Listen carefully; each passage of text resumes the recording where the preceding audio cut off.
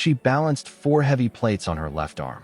The billionaire was laughing at her, mocking her in front of his wealthy friends. He asked her, the waitress, what she thought about his $40 billion business deal. It was supposed to be a joke, but she said 5 words that made every fork at that table stop moving. 5 words that would bring a corrupt empire crashing down. 5 words that would change both of their lives forever. She said, "You're being set up." What that billionaire didn't know was that the woman serving his coffee used to move billions of dollars with a single keystroke. She had been one of the most brilliant financial minds in the country, until the man he was about to do business with destroyed her entire life and forced her into hiding. Now, 3 years later, she was about to get her revenge, and it would be absolutely beautiful. This is the true story of the waitress who knew too much. Stay with me, because what happens next will leave you speechless. Welcome to StorySphere. While you are here, please hit the subscribe button and comment your view on the story and where you're watching from. Let me tell you about a woman named Elena. At 30 years old, her entire world had shrunk down to the 4 walls of a fancy restaurant called the Sterling Room in downtown Chicago. This wasn't just any restaurant.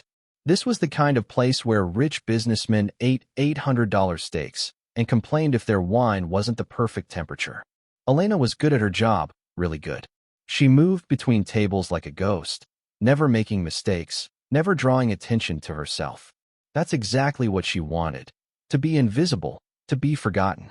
But Elena wasn't always a waitress. No, her story was much more complicated than that. 3 years ago, Elena had a different name. Back then, she was Elena Rodriguez, one of the brightest financial analysts in the entire country. She worked for a powerful investment firm, and her boss was a man named Vincent Callaway. Vincent wasn't just her boss, he was her mentor, the person who taught her everything about the world of money and investments. Elena had created something special for Vincent, a computer program so smart, so precise, that it made him his first $1 billion. She trusted him completely. She thought he was like a father to her. But then Elena discovered something terrible. Vincent wasn't just making money the honest way. He was stealing tiny amounts from thousands of transactions, all hidden in secret bank accounts overseas. It was brilliant. It was illegal. And Elena could see it all because she had built the system. She was 26 years old and naive. She thought Vincent would thank her for finding his mistake. She thought he would fix it. Instead, Vincent destroyed her. He took all that stolen money and put it in bank accounts with her name on them. He created fake emails that looked like she wrote them. He built an entire mountain of lies. And when the federal agents came, they came for her, not him. Who were they going to believe? A 26-year-old girl, or Vincent Callaway, the man whose face was on every business magazine in America? Elena ran. She had to. She emptied her small savings account, changed her name to Elena Grant using her mother's maiden name, and disappeared into the crowd of millions in Chicago. The brilliant analyst became a waitress. The woman who once moved billions of dollars now counted her tips in single-dollar bills. For 3 years, she lived in the shadows. She watched Vincent get richer. She watched his face on television, on magazine covers, celebrated as a genius. And every night, she went home to her tiny apartment and wondered if she would spend the rest of her life hiding. That all changed on one cold November evening. The Sterling Room's most important table, table 7 in the corner, was occupied by a man named Richard Sterling. Yes, the restaurant was named after his family. Richard was one of the richest men in America. His investment company, Sterling Investments, was so powerful that when Richard made a decision, the stock market moved. Tonight, Richard was celebrating. He was loud, confident, surrounded by his nephew Daniel and 2 men who laughed at every word Richard said. They were talking about a huge business deal. Richard was about to buy a technology company called Vertex Tech for $40 billion. $40 billion. That's more money than most people could even imagine. Elena was carrying 4 heavy plates of food when she walked past their table. Her arms ached, but she had done this thousands of times. She could carry the weight without thinking. Then Daniel, Richard's nephew, noticed her. He was drunk and bored, and he had a mean idea. "Uncle Richard," Daniel said loudly, "you always talk about getting opinions from regular people. Why don't you ask her?" He pointed at Elena like she was an object, not a person. "Ask her what she thinks about your big deal. I'm sure she has some really smart ideas from the kitchen." The whole table laughed. Richard leaned back in his chair with a cruel smile on his face. He looked at her name tag. Elena, he said, making sure everyone nearby could hear him. You bring coffee and clean tables. What's your opinion on $40 billion business deals? Time seemed to stop. Elena stood there, her back to them, her plates balanced on her left arm. Her heart was pounding so hard she thought it might break through her chest. She was supposed to say, "I'm sorry, sir, I don't know anything about that." She was supposed to smile and walk away and let them have their laugh. But then they said the name Vincent Callaway. They mentioned that Vincent had been interested in Vertex Tech too. Something inside Elena snapped. Or maybe something that had been broken finally healed. She turned around slowly. She didn't look at Richard. She looked at the business papers sticking out of his briefcase on the seat beside him. You're being set up, she said quietly. The laughter died instantly. The entire restaurant seemed to go silent. Richard sat up straight, and the cruel smile disappeared from his face. What did you just say? His voice was dangerous now, not playful. Elena met his eyes. For 3 years, she had kept her head down, kept her intelligence hidden. But these men had said Vincent's name. They had reminded her of who she used to be. Her voice was steady now, strong. I said you're being set up. You think you're buying Vertex Tech's amazing technology, but you're really buying their debts. Vincent Callaway isn't your competitor, he's your enemy. And he's using this deal to destroy you. The fork that someone was holding clattered onto the plate. Nobody moved. Nobody breathed. Richard Sterling stared at the waitress who had just said 5 words that changed everything. Richard Sterling wasn't a stupid man. He hadn't become a billionaire by ignoring warnings. But he also wasn't the kind of man who took advice from waitresses. Keep talking, he said. His voice had changed completely. The joking was over. This was the voice of a man who sensed danger. Elena carefully placed the last plate on the table. Her hands weren't shaking anymore. After 3 years of hiding, she felt something she hadn't felt in a long time. She felt like herself again. Vertex Tech looks valuable on paper, she said, but all their real value has been stripped away and hidden inside a shell company called Phoenix Holdings. Vincent has been working with Vertex's chief financial officer for months. They've been lying about what the company is really worth. Richard's face went pale. Phoenix Holdings, he whispered. That's buried in the paperwork, page 300-something. Nobody pays attention to it. Vincent is counting on that, Elena continued. His plan is simple. Let you complete the purchase, then 6 weeks later, Phoenix Holdings will declare bankruptcy.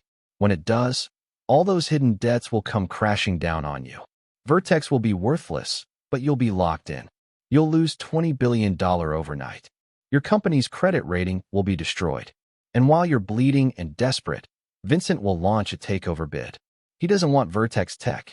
He wants your entire company, and he wants to buy it for almost nothing while you're weak. The silence at the table was complete. Daniel's mouth was hanging open.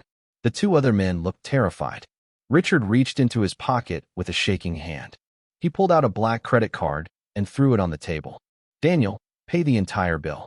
You too, he pointed at his business associates. Get out. You're fired. Get out of my sight. Richard, what's happening? One of them stammered. Get out, Richard roared. The 3 men scrambled away from the table like frightened animals. Richard turned back to Elena, and his eyes were cold and sharp. You have 10 seconds to decide, he said. My car is outside. You're coming with me. If you refuse, I will have this restaurant shut down by tomorrow morning, and I will find you anyway. Who are you? Elena took off her apron and dropped it on the table. After 3 years of hiding, she was done running. My name is Elena Rodriguez, she said, and Vincent Callaway didn't just compete with me. He's the man who destroyed my entire life. The ride in Richard's car was silent. Elena stared out the window at the rain-covered streets of Chicago, watching the lights blur past. She was wearing her cheap waitress uniform, sitting in a car that cost more than most houses.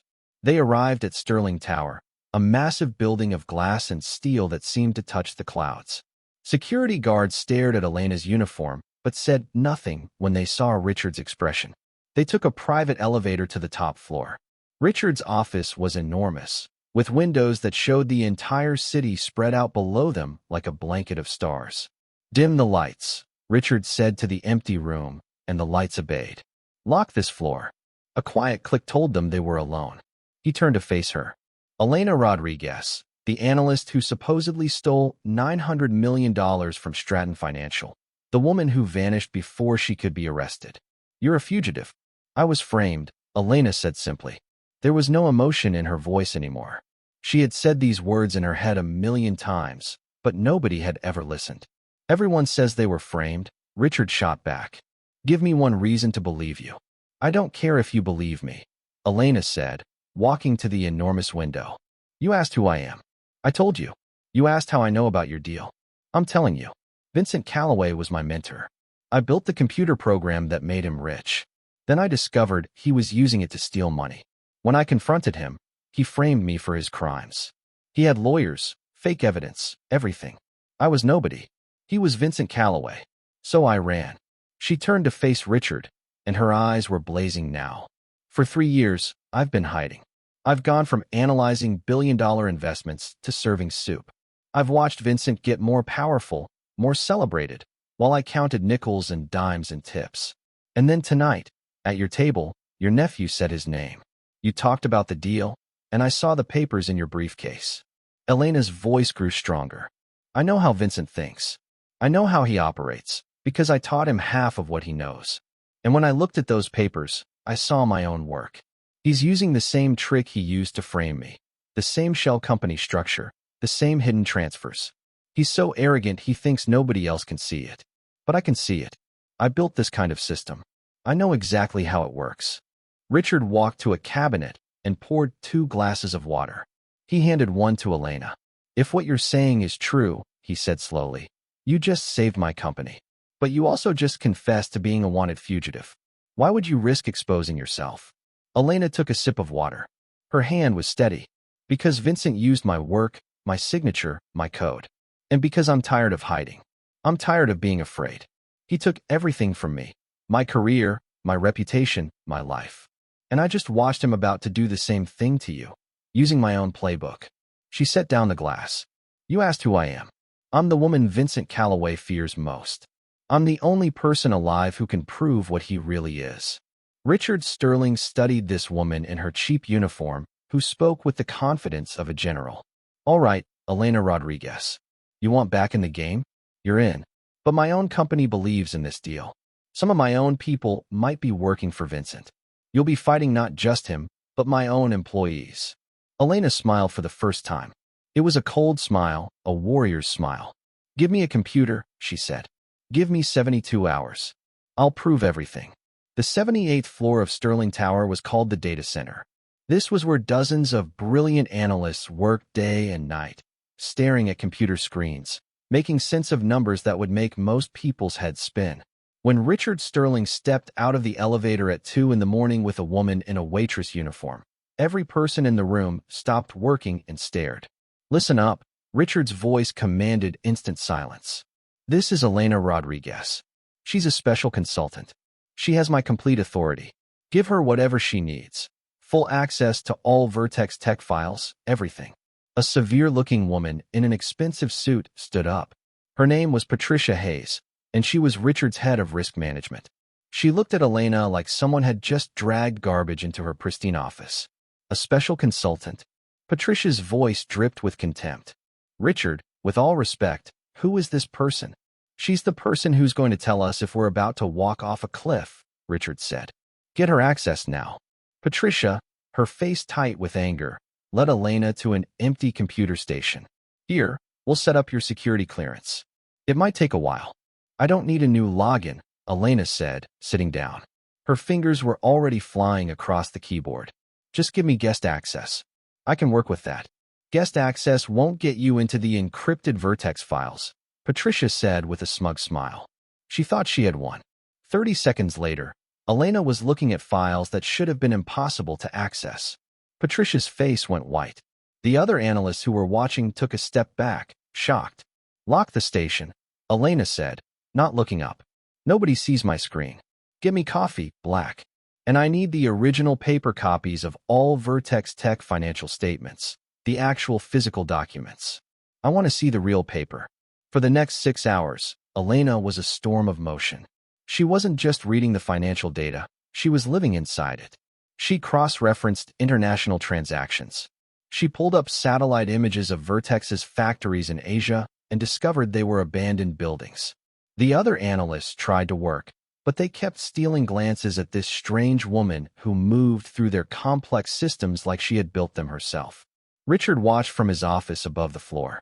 He could see Patricia and another man, Gerald Thompson, his chief financial officer, huddled in the corner, whispering and shooting angry looks at Elena. Elena was deep in the numbers, tracing the flow of money. Everything she suspected was true: the fake valuations, the hidden debts, the Luxembourg shell company. But there was one final piece missing: the smoking gun that would prove Vincent's entire scheme. And it was protected by encryption she had never seen before. "It's not here," she whispered to herself, frustration mounting. The sun was starting to rise outside the windows, painting the sky in shades of gray and gold. Patricia approached Elena's desk, her smile confident and cruel. "Having trouble, consultant? Maybe you've hit a wall. Some of us have been working on this for months. We're very confident in our analysis." "You're confident because you're looking at exactly what Vincent wants you to see," Elena said quietly. Then she stopped. She leaned back and rubbed her tired eyes. The encryption wasn't just a password. It was biometric. It needed a specific person in a specific location to unlock the final file. Elena looked at Patricia's smug face. Then she looked at Gerald across the room, watching them nervously. Richard had mentioned that Gerald was the one who had approved the audit reports. A terrible, brilliant idea formed in Elena's mind. "You're right, Patricia," Elena said suddenly. "I'm at a dead end. I can't find the final proof." Patricia's smile grew wider. "I'm sorry to hear that. I'll let Richard know you tried your best. But you know what's interesting?" Elena continued casually. "While I was searching, I found something completely unrelated. Just a curiosity, really. There are wire transfers in Sterling's internal system, same amount every month for 6 months, from something called Meridian Digital." Patricia's smile froze on her face. "These transfers go to a private account," Elena continued, pretending to study her screen. "And the bank routing number looks familiar. It's the same bank you use for your paycheck, Patricia." Patricia stopped breathing. "So I looked up who owns Meridian Digital," Elena said, her voice dropping to a whisper. "It's hidden behind several proxy companies, but at the end of that chain is Vincent Callaway." The color drained from Patricia's face. "You're the head of risk management, Patricia. You're the one person who could have buried the red flags about Phoenix Holdings. You're the person who approved the questionable audits, and you've been getting paid very well by Vincent to do exactly that." Elena stood up. "But here's the thing. You're not just getting paid. You're the key. The biometric lock on that encrypted file, it needs you to unlock it. You're Vincent's inside agent." "This is insane," Patricia whispered, but her voice was shaking. "I'm calling security." "Go ahead," Elena said calmly. "But while I was digging, I moved every cent from that Meridian account into an escrow account controlled by the Securities and Exchange Commission. Your insurance policy is gone, Patricia. You have one chance to save yourself. Unlock that file. Show me the truth." Patricia looked around the room. Every analyst was staring at her now. Gerald looked like he might faint. Richard was standing at his office door, his face like stone. Patricia was trapped. Her betrayal was exposed for everyone to see. With shaking hands, she walked to her own computer. She placed her thumb on a scanner and typed a long password. On Elena's screen, a new folder appeared, Project Trojan. Elena opened it, and her heart sank. It was worse than she thought. Not just debt, not just fraud, fake patents, false research, criminal conspiracy. This wasn't just going to hurt Richard. This was going to destroy him. She was about to open the final file when a voice echoed across the silent floor. Well, Elena Rodriguez." Elena's blood turned to ice. She turned around slowly. Standing by the elevator, wearing a $1,000 suit and a cruel smile, was Vincent Callaway. "I thought you were serving coffee," he said. "This is quite the career change." The 78th floor felt like all the oxygen had been sucked out of it. Elena hadn't seen Vincent Callaway in 3 years. 3 years of hiding, of fear, of shame. And now here he was, standing 20 feet away, smiling at her like this was all a wonderful joke. Vincent looked exactly the same. Perfectly styled hair going gray at the temples, expensive suit that probably cost more than Elena made in 6 months at the restaurant. That confident smile that had once made her feel safe, but now made her stomach turn. "Richard," Vincent said, walking into the room like he owned it. "I came by for our pre-celebration meeting. We're signing the papers on Friday, after all. But imagine my surprise when I heard you'd brought in my old assistant." He looked at Elena. "You look terrible, by the way. Waitressing doesn't suit you." Richard stepped forward, putting himself between Vincent and Elena. "Callaway, you're not welcome here. Get out." "Oh, I think I am welcome," Vincent said smoothly. He gestured toward Gerald and Patricia. "Gerald, Patricia, tell Richard what you told me last night. Tell him this deal is solid. Tell him that his waitress is feeding him lies." Gerald, seeing a chance to save himself, nodded quickly. "He's right, Richard. This woman is a known criminal. She's trying to sabotage the biggest deal in this company's history. Patricia and I have run the numbers a dozen times. They're perfect." "You're a liar, Gerald," Richard growled. "Am I?" Vincent interrupted. "Or is she? Think about it, Richard. Her word against your chief financial officer, your head of risk management, and the combined findings of the top auditing firms in the world. Who do you think your board will believe? Who will the government believe?" He had a point, a terrifying point. Elena was a fugitive. Her word meant nothing against the entire financial establishment. Elena had been silent, her hands gripping the edge of her desk. She looked at Vincent, the man who had been like a father to her, the man who had destroyed her life. "You're right, Vincent," Elena said quietly. Her voice was shaking. "The evidence is circumstantial. The Meridian account, the biometric lock, it's just noise. It's not real proof." Richard looked at her, shocked and disappointed. He had gambled everything on her, and she was giving up. Vincent's smile was blinding. He thought he had won. "See, Richard? Even your expert admits it. Now, let's be reasonable. Fire her, and let's go sign the papers that will make us both very, very rich." Richard's face showed bitter disappointment. He had bet on Elena, and she had folded. "I only have one thing left," Elena said, her voice cracking. She reached under the desk and pulled out her old, worn leather bag, the one she had carried to the restaurant every day for 3 years. "When I ran from my apartment," she said, "the federal agents took my computers, my phones, everything. But they missed one thing." She unzipped a side pocket and pulled out a small black external hard drive. Vincent's smile started to fade, his eyes fixed on that drive. "This is my backup," Elena said, "from 2019, before you framed me." She looked up, and suddenly the tears were gone. Her voice was steady now, strong. "You see, Vincent, I was a very good analyst. I backed up everything, including the original computer program I built for you. And I backed up the original scheme you created, the one you used to frame me." She held up the drive. "You're right that the new evidence is weak. But you made one fatal, arrogant mistake. You're not running a new scheme. You're running the exact same scheme again." She plugged the drive into her computer. On her screen, she split the display into 2 columns. On the left, the 2019 fraud code.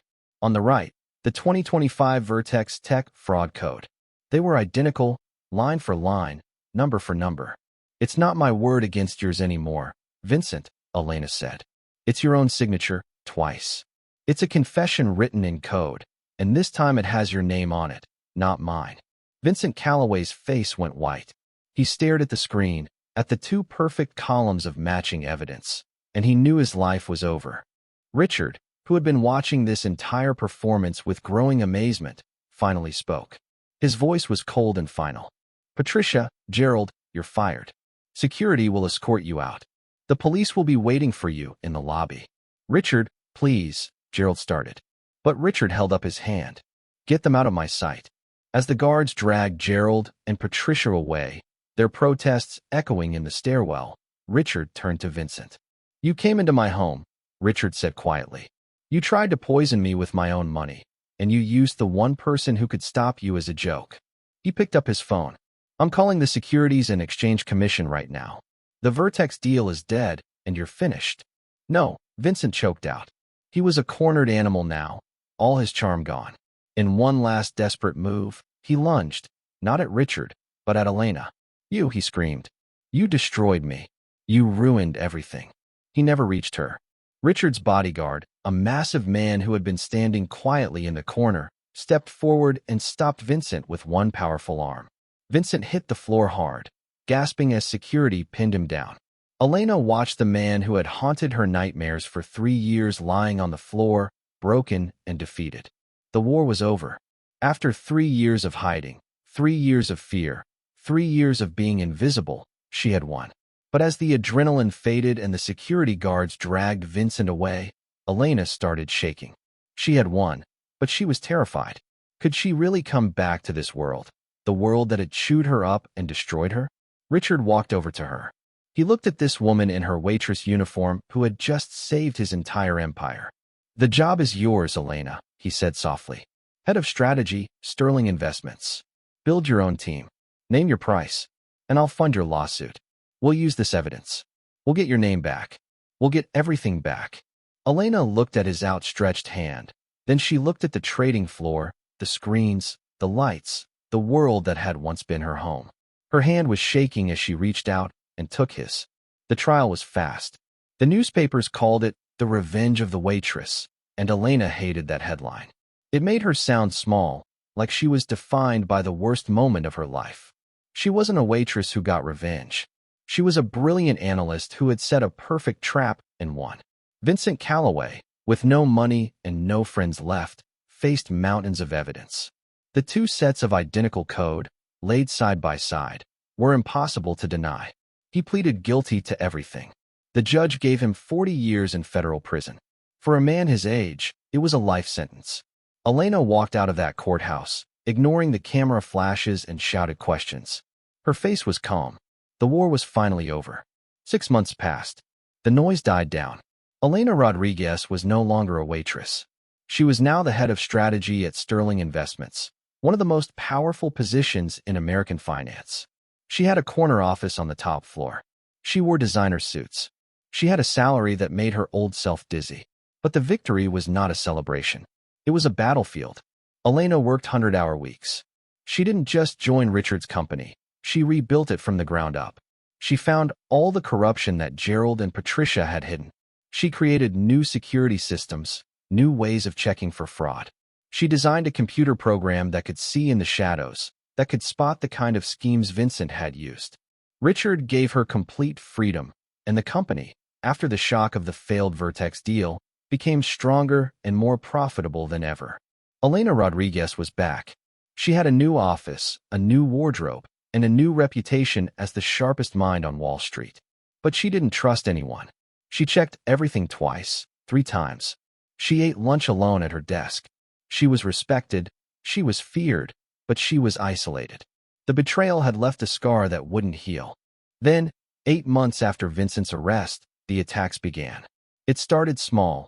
A shipment of goods that Sterling had invested in got lost, costing $50 million. A major business deal suddenly fell apart when private details leaked to the press. "It's him," Elena said in a board meeting. "It's Vincent. He's in prison, but he's still fighting. He's using his old connections, calling in favors. He's trying to hurt us." The attacks grew worse. A computer trading program started targeting Sterling's investments, driving up prices, costing them money. It was death by 1,000 cuts.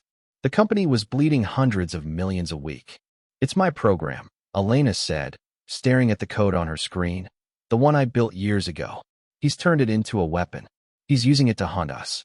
"Can you stop it?" Richard asked. The boardroom was silent. The company was dying. Elena studied the attack patterns. She saw the aggression, the intelligence. She saw Vincent's signature all over it. He was still arrogant. He still thought he was smarter than her. "I'm not going to stop it," Elena said. A cold smile spread across her face. "I'm going to use it to destroy him completely." For 2 weeks, Sterling's trading floor became a war room. The attacks were relentless. The computer program shadowed their every move, costing them money with every trade. The board was panicking. They were losing. But Elena wasn't panicking. She was teaching the program. For 2 weeks, she let it win. She fed it small, predictable trades. She made it think Sterling was scared, stupid, retreating. "You're just watching us die," one executive shouted at her in a 5 a.m. emergency meeting. Elena didn't even look up from her screen. "I'm not watching," she said quietly. "I'm setting a trap." Later, in Richard's office, she explained her plan. We're going to lay out bait, she said. We're going to make it look like we're desperately selling our biggest investment, our stake in Oracle Technologies, for billions of dollars. We'll make it look like a panic, like we're trying to cover our losses. He'll attack, Richard realized. He'll short the stock, betting the price will collapse. He'll do more than that, Elena said. He'll bet everything he has left, every favor he can call in. He'll try to kill us, but we won't actually be selling. We'll be buying. When we announce a major new partnership with Oracle, the stock price will explode upward, and Vincent, with his massive short position, will be destroyed completely. The trap was set. The rumors were carefully leaked. The first small sale was executed, and they watched. He's taking the bait, an analyst whispered.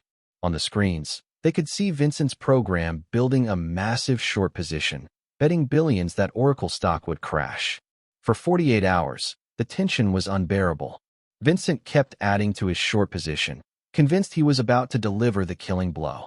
He's at maximum leverage, Elena's lead analyst reported. If the stock goes up even 10%, he's wiped out. The final day of trading arrived. 3:45 p.m. 15 minutes until the market closed. Now, Elena said, hit it. At 3:46, a press release hit every news wire in the world. Oracle announces revolutionary partnership with Sterling Investments. Sterling to increase stake by $2 billion. The stock didn't just go up. It launched like a rocket. In prison, Vincent's screens would have turned from green to red. A short squeeze. He had borrowed stock to sell, betting the price would drop. Now he had to buy it back, but the price was skyrocketing. The higher it went, the more desperate his buying became, which pushed the price even higher. In 5 minutes, every cent Vincent Callaway had ever hidden, every asset connected to his name, was vaporized. At 4 p.m., the closing bell rang. The trap had worked perfectly. Elena closed her laptop.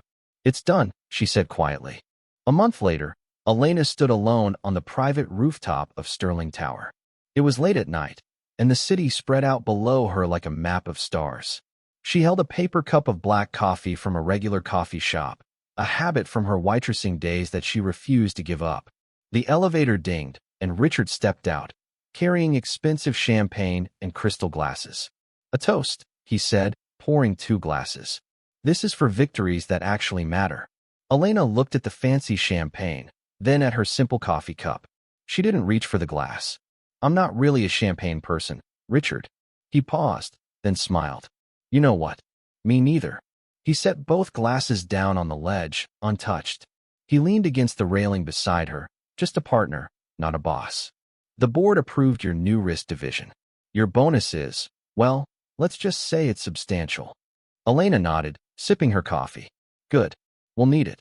I still see gaps in the Singapore expansion. Richard laughed. Always working. We just toppled a titan, Elena. We rewrote your life. Tell me, how does it feel? Elena was quiet for a long moment, looking at the city lights. It feels, she finally said, her voice barely a whisper, like I can finally breathe. Like I've been holding my breath for 3 years, and I just let it out. She turned to him. When I was Elena Rodriguez the first time, I was the prodigy. I was defined by what I could do. Then I was Elena Grant, the victim, the ghost. I was defined by what was done to me. She looked at her reflection in the dark glass. I don't think I'm either of them anymore. Those were roles I was forced to play. Who are you then? Richard asked. Elena took a slow sip of coffee. I'm the woman who learned that the small details matter most. I'm the woman who checks everything twice.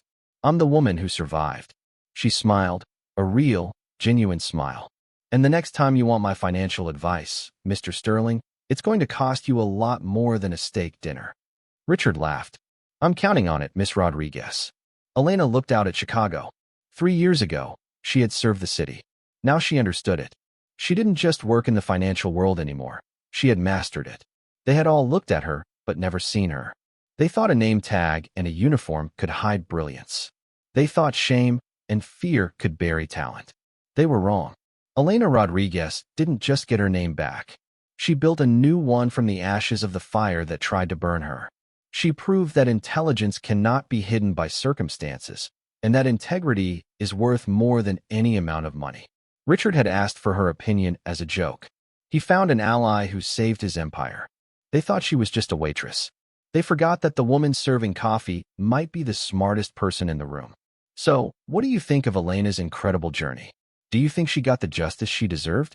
How would you have handled being betrayed like that? Let me know in the comments below. If this story moved you, please like this video and share it with someone who needs to hear about triumph over betrayal. And don't forget to subscribe to StorySphere for more powerful stories every week. Hit that notification bell so you never miss a moment. Thank you for listening.